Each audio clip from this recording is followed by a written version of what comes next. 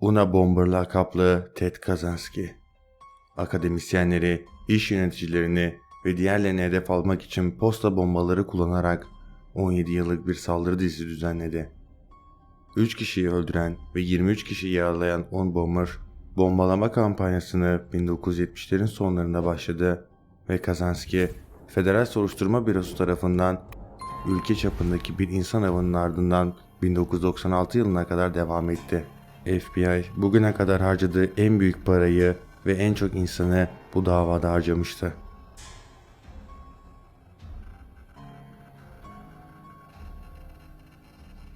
Kaczynski 1971'den beri Lincoln, Montana'nın dışında elektrik ve akan su olmayan ücra bir kulübede mütevazı bir hayat yaşıyordu.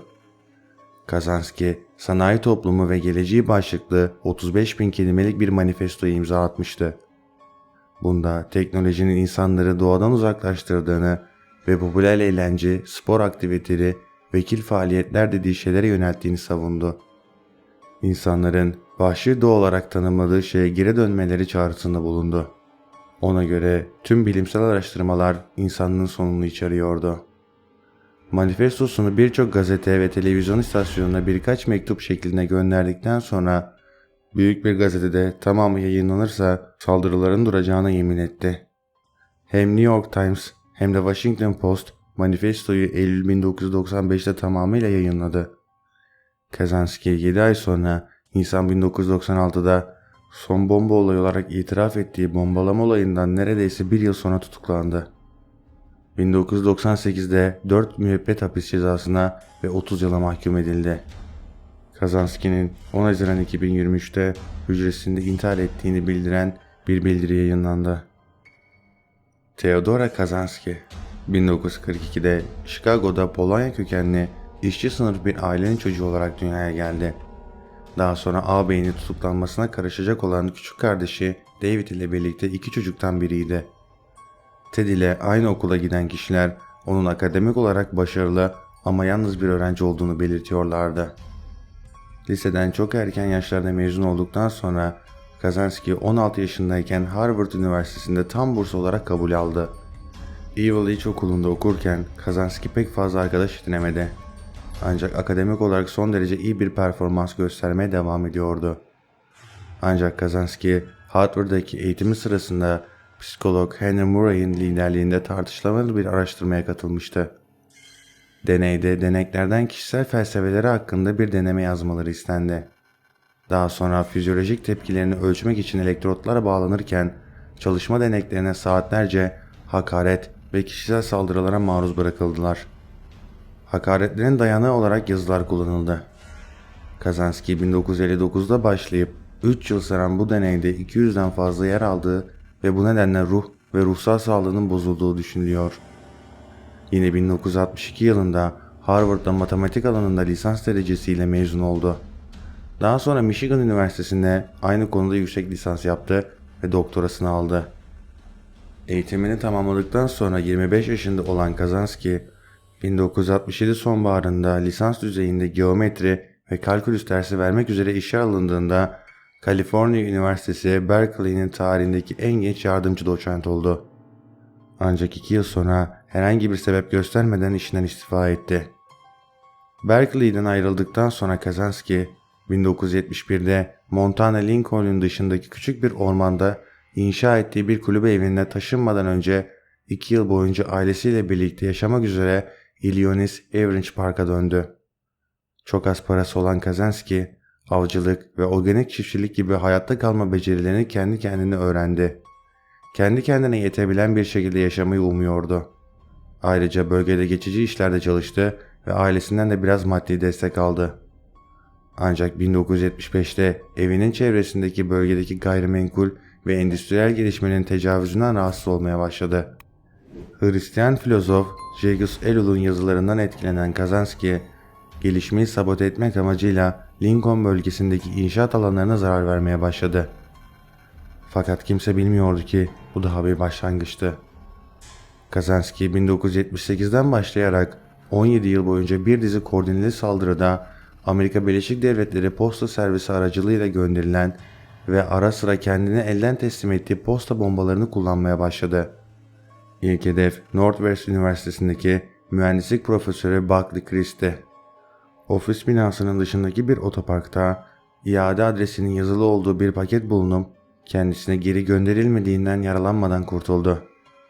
Chris, paketi göndermediğini belirterek güvenliği uyardı. Paketi açan güvenlik görevlisi içindeki bombanın patlaması sonucu elinden yaralandı. Kazansky'nin Chris'i neden hedef aldığı hala belirsiz. Ancak o sıralarda yine Illinois'te yaşıyordu ve babası ve kardeşiyle çalışıyordu. Kazansky, kısa bir süre romantik ilişki yaşadığı bir kadın yöneticiye hakaret ettiği için bu işten de kovuldu. Kazansky, sonraki 7 yıl boyunca Amerikan ve United Hava Yolları'nın yöneticileri ve akademik yöneticiler de dahil olmak üzere çok sayıda hedefe 9 adet el yapımı boru bombası gönderdi ve bazıları ağır olmak üzere birçok kişi yaralandı. Aralık 1985'te Sacramento bilgisayar mağazası sahibi Hugh Shorten gönderilen paketi açtı ve bomba patladı. Ölüme neden oldu. Kazansky'ye affedilen ilk ölüm buydu. O zamana kadar Unabomber olarak bilinen kişi toplamda 16 bomba içeren 14 saldırı gerçekleştirdi. 3 kişiyi öldürdü ve 23 kişi yaralandı. Son saldırısı 24 Nisan 1995'te yine Sacramento'da gerçekleşmiş ve kereste endüstrisi lobicisi Gilbert Murray'i öldürmüştür. O zamana kadar FBI zaten Kazansky'nin peşindeydi. Saldırılarda kullanılan cihazları benzerliklerine dayanarak bunların çoğunu birbirine bağlamış ve bunları bir faile veya faillere grubuna affetmişlerdi. Ayrıca saldırganın Chicago bölgesi ve San Francisco körfezi ile bağlantıları olduğuna inanıyorlardı ve Kazansky de bunu biliyordu.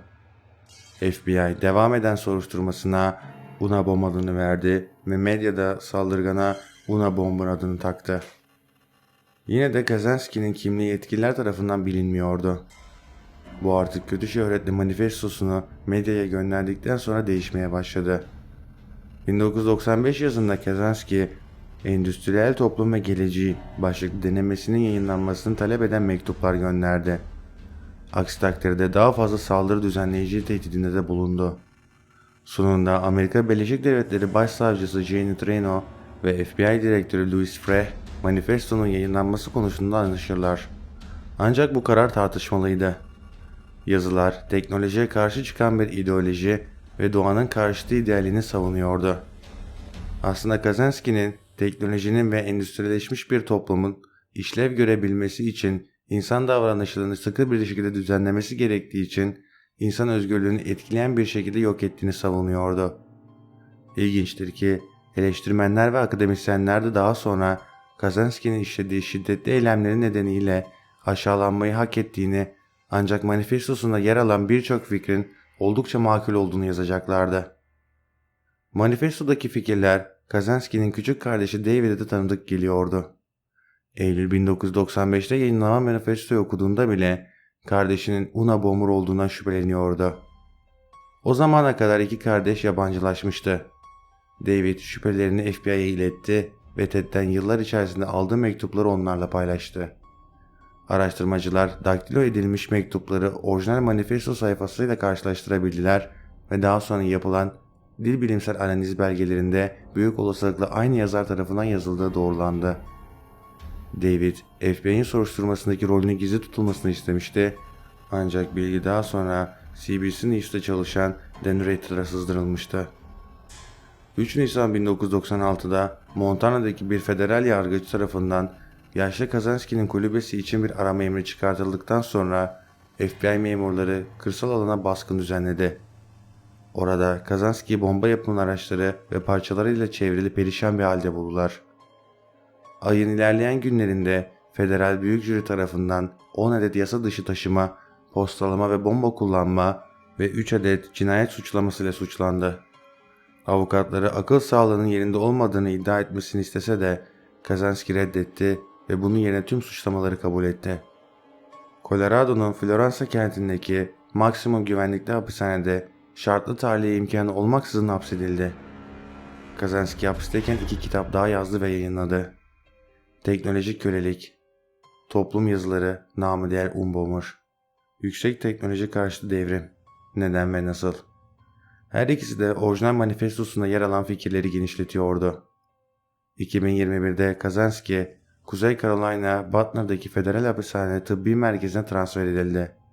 10 Haziran 2023 sabahı erken saatlerinde 81 yaşındaki Kaczynski hücresinde tepkisiz bulundu ve öldüğü açıklandı. Ölüm sebebinin intihar olduğu söylense de bununla ilgili bilinen kesin bir gerçek yok. Ben Berkay Atlas. Videoyu beğendiyseniz kanala abone olmayı ve bildirim çanını açmayı unutmayın.